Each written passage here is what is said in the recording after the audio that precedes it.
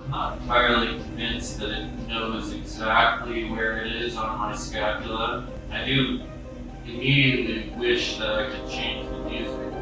One global comment on this is that it only does the posterior body. You know what? I have to turn on this music. This music is terrible. They really should include a way to adjust the ankle with the headrest. I really wish there were a way to turn the music off. Alright, so I was a little worried they wouldn't let me bring a phone in here, but it turns out they have a stand that literally says share your viral robot massage. So here I am. I am going to try out a 30-minute robot massage, let you know what I think of it, where it's at, what it's good at, what it's definitely probably not so good at, whether our jobs are at stake, or if you're a client watching this, like what it really compares to a, certainly like professional like me who's got lots of experience. I don't expect it to come anywhere near that, but sort of where it sits in the, like what it's good for you as a client and not, and as a therapist, sort of like how close is it to what we actually do for a living, what is it missing, those kinds of things. But anyway, so I am going to figure this thing out. It's going to allow me to lie down. There's a tablet there where I choose my settings. I've booked myself a 30-minute back and glutes massage, and I'll probably speak out while I'm getting it. I don't know how good the audio will be in terms of recording it from my phone over there, but we'll see. In any case, yeah, here's the Aescape robot massager, and I am going to try it out.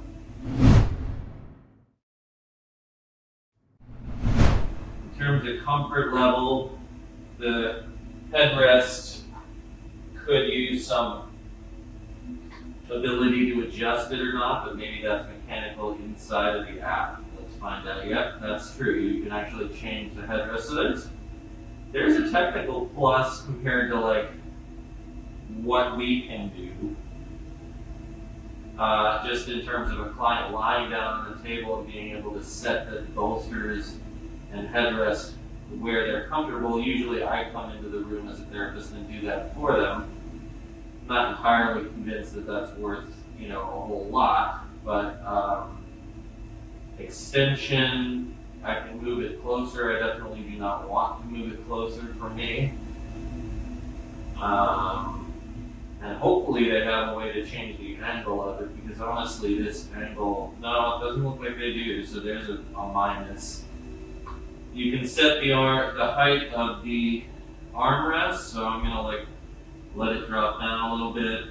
That's not a bad little something, although whatever. Alright, so next, I'm assuming yes, it will actually allow you to set the placement of the bolster. Not a bad little touch. Again, a client might have to suffer through a minute or two of me being out of the room and coming in. But in any case, so it's telling me well-fitting apparel, long hair should be up on top, and surrounding space should be blank. All that's good. Alright, so it's scanning my body. I'm assuming it wants to figure out actually where I am and how big I am and all that, which is probably good for AI. There are controls for moving on if you don't want to do a certain part of the body. I'm going to go for firm pressure. I will find out whether or not I agree with that or not, but that's usually what I like as a therapist. You can adjust it at any time with a slider, okay.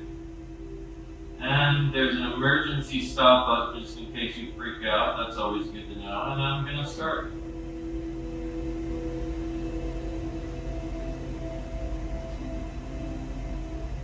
In terms of pressure and sensitivity, it's not doing too badly. It's a little inconsistent here and there, but it does seem to be giving decent pressure,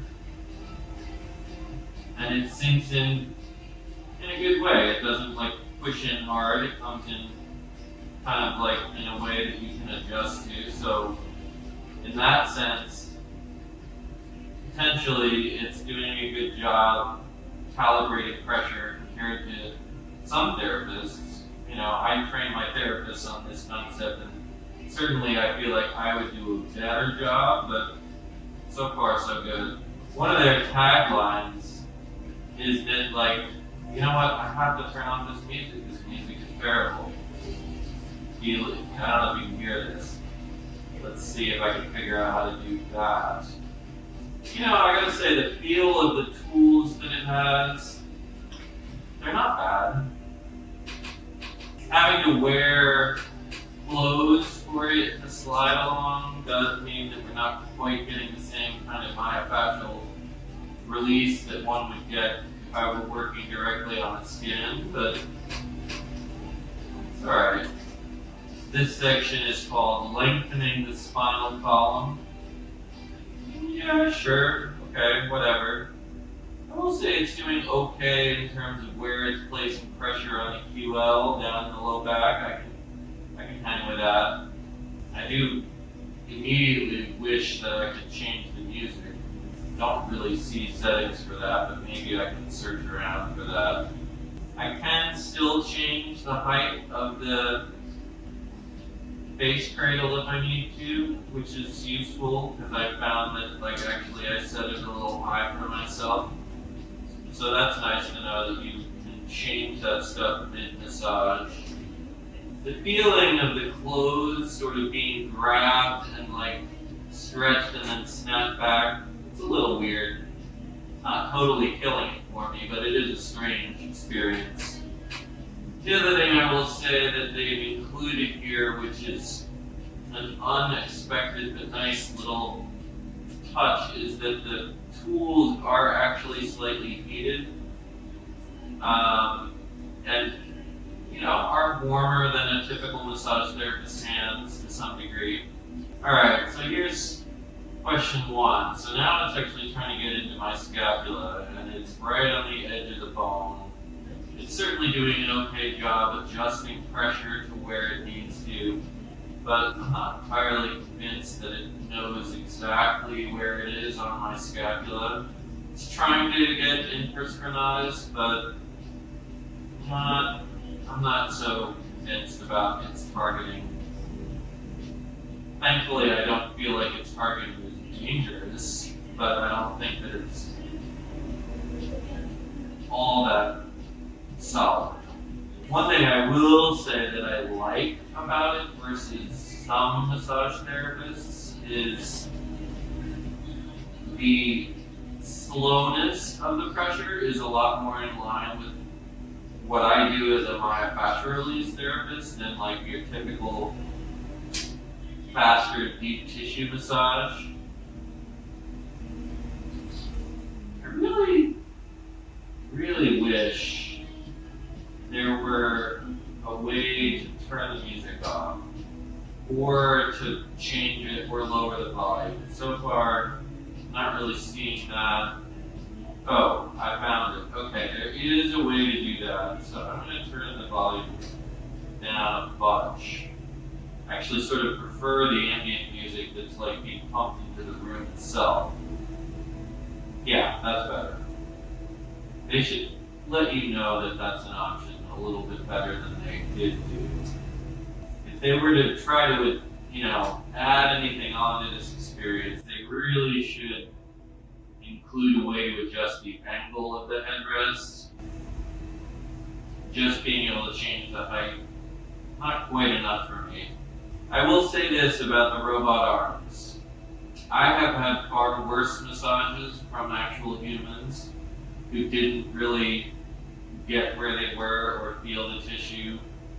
I would say on a scale from 1 to 10, with 1 being the worst ever and 10 being like, my level of ability to exactly know exactly where I am and exactly what intensity and pressure the client's feeling, I'd give this a 6, which, again, isn't bad. I've definitely had therapists, when I interview them, come in and do way worse in terms of how they're adjusting pressure and making sure that they're in the right places.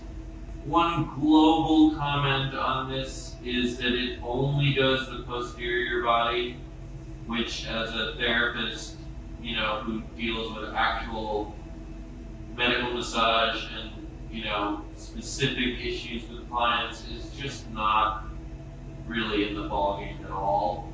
Like, yes, people complain about the area right now that the robot's working on, and having it worked on feels good, but if it doesn't release my pecs, or my scalenes, or my psoas, or my quads, this isn't really getting at the roots of the problem.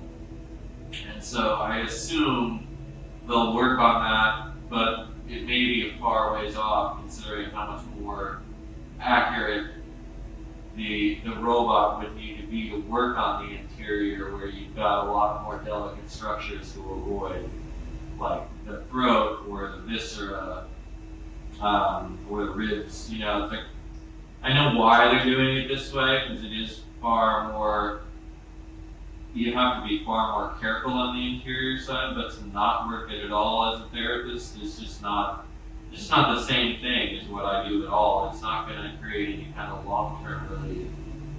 It certainly will help short-term, and I certainly don't mind what it's doing. So far, I'd say its pressure on a scale from 1 to 10 is sitting in the 5 to sometimes 6 range, but mostly 4 or 5 range, which isn't, I don't know if I have this pressure cranked yet, so I'm actually going to try and see what happens if I just crank it to the top. When it opened, it gave me options. It basically gave me soft, medium, and firm. I chose firm, but then there's an adjustable pressure slider on the right that basically gave me another 10 to 15% pressure. Now that I've got it set on firm, on the max setting, I would say this is probably where I would actually have a therapist work on me. And it still isn't hitting any kind of a too much or anywhere near too much for me. I would even say, given that I tend to like the upper end of pressure that most. Now, I will say this kind of pressure done quickly would be bad. I appreciate that the robot arms are actually going slowly with this kind of pressure. And if a therapist were to go quickly with this kind of pressure, I would definitely tell them to slow down and back down. But I will say that there are going to be some clients that would find that this max setting wouldn't be enough for them. Alright, that was actually moderately impressive in terms of where its ability to apply pressure sits in terms of how it compares to a therapist.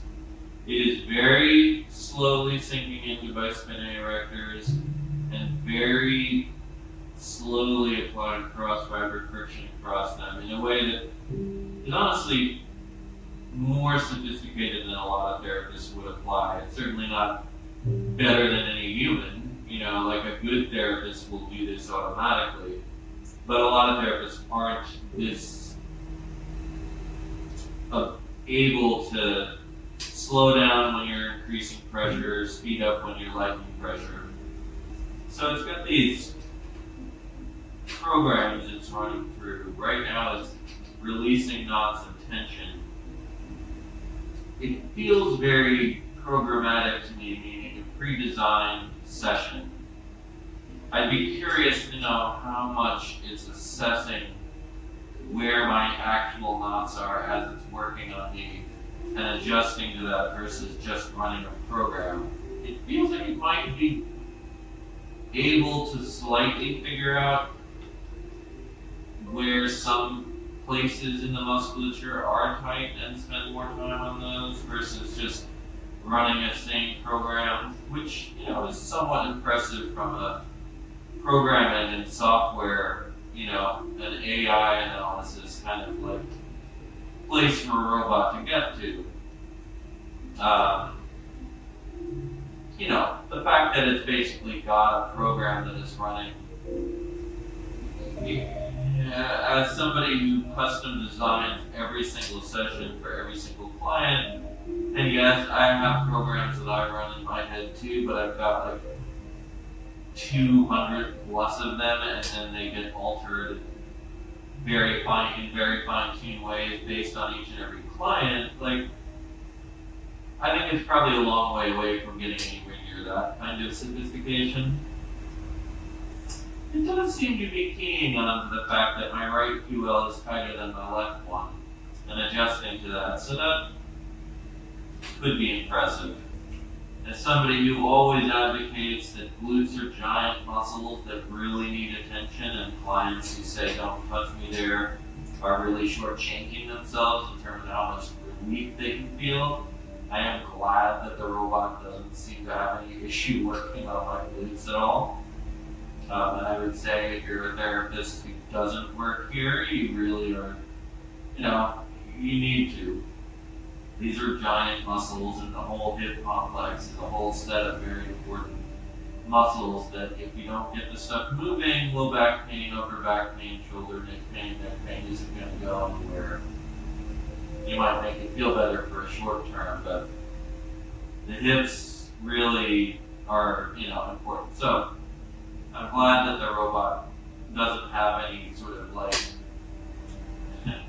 weird social issues around touching the glutes. I will say, and I've said it multiple times here, the angle of the headrest is starting to get to a point where the uncomfortableness of not being able to change the angle to where I would prefer it is starting to build up some tension in my neck. And now I've lowered the headrest as far down as it will go. Not crazy about that. I definitely do not hate the fact that it is very, very accurately targeting my piriformis on both sides. The feel of its ability to target and give good pressure is in the, B plus to A minus range compared to humans. I've, definitely, I think that its range of abilities still needs a lot of work, but I've interviewed hundreds and hundreds of therapists over the years, and of the people that didn't get to work for me, this AI is actually doing a better job applying pressure than a lot of you. And so if you don't have your body mechanics together, you haven't really learned how to slow down for deeper pressure, speed up and really feel the tissue, you know what? This thing is actually ahead of the game in terms of where you're at as a therapist. The thing is, it's easily fixable if you just bother listening to the feedback from somebody like me and work on it. It would be so correctable in a human. But, it is doing a better job than 30-40% of the therapists that have licenses. I hate to say that. Now that's just with its pressure application. I still have issues with the fact that it's very limited in where it works. I have issues with the fact that it only works face down. I have issues with the fact that it's running programs, not really custom designing. All those things, make it even way more useful than this robot. But just in terms of its ability to apply pressure with these arms and have it be the right kind of therapeutic pressure, it's doing really well. I have to say, if in 5 to 10 years this thing really learns how to work on the interior body, work inside lying, start experimenting with twisting clients around, at that, and then, that would master all the tools in terms of the sophistication of designing treatments. That's a whole other programming nightmare that I have no idea how AI would get there or not. You would probably have to work with somebody who's got a lot of very sophisticated sequences, if you will, and then really start programming those sequences in and matching them to intake questions. For instance, it didn't really ask me anything about where I had pain or not, right? And so that's probably a very long way off from stealing anybody's jobs. Certainly 10 plus years away from coming anywhere near what somebody like me can do with, a variety of clients. But, in terms of its tools, like how does it feel giving pressure? Some of you, not all of you, most of you are going to be fine, but some of you who didn't really have it together in school and haven't practiced a lot, don't have your body mechanics together, like it's going to take your job. I hate to say that. So that like 10 to 15 to 20% of clients who are therapists who barely made it through massage school, I'd be a little worried about this thing. The rest of you, no worries at all for a long time. If you're the therapist who barely made it through massage school and just barely passed your licensure exam after a couple tries, and you want to ditch the science and forget about and just try to do a programmatic massage at a spa, and you get a job at like an express spa at the airport, this thing will probably take your job. I hate to say that. For everybody else who's really trying to think more therapeutically, who's trying to learn, continue to learn and work and learn, and has experience on a variety of clients, like, there's no worries here. Alright, and that is it. It's asking me for how many stars I want to give it. I'm gonna say neutral. 3 out of 5. I definitely miss having a person.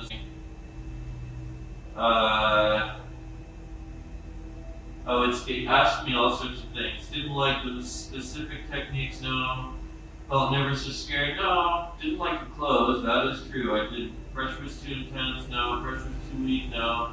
Something else. So I'm giving it some feedback here. I missed having the person massage me. Yeah, I did actually. Alright. Let's see what happens here. Yeah, okay. So I don't know how much of the talking into the face cradle you heard there.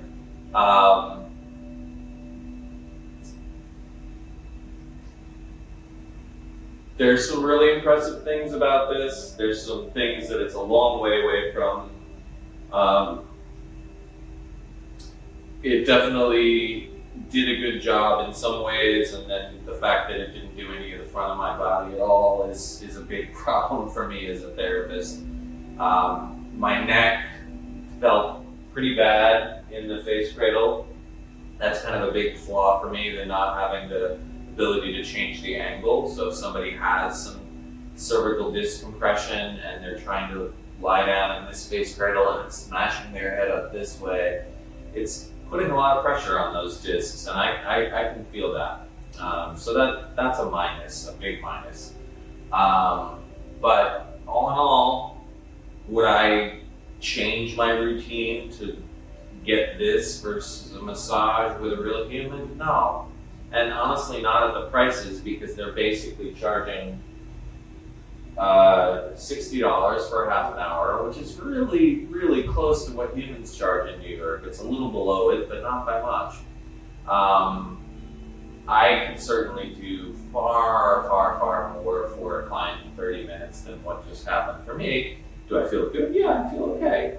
Did a decent amount on my spinae erectors, my QL, my glutes. I definitely feel like some stuff happened that was good, but I'm certainly not going to make this part of my regular routine yet, although, I'll probably try to do this on a yearly basis and see how it's getting along, because obviously, as it's a combination of hardware and software, the hardware has some limitations to it. I can't even see lying face up on this table yet.